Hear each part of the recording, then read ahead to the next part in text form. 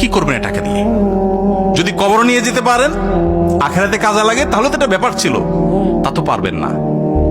আপনি বলবেন না পারলে কি হয়েছে, ছেলে মেয়ে খাবে, ছেলে মেয়ে ভোগ করবে নিশ্চিত।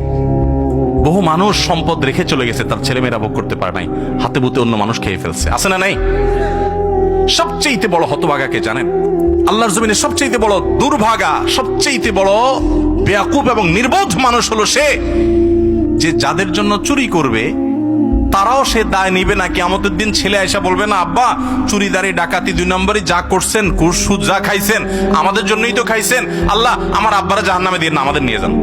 বলবে না ভাই, কোরআন বলেছে ইয়াউমা ইয়াফিরুল মারউ মিন আখিহি ওয়া উম্মিহি ওয়া আবিহি ওয়া সাহিবাতিহি ওয়া বানিহি। সন্তান বাপকে দেখে মাকে দেখে পালাবে, যে না জানি আজকে কোনো কিছুর জন্য ধরে। সবাই ইয়া নাফসি নাফসি করবে। যাদের জন্য চুরি করবেন ওরাও দায় নিবে না। আপনার মতো নির্বোধ কে হতে পারে?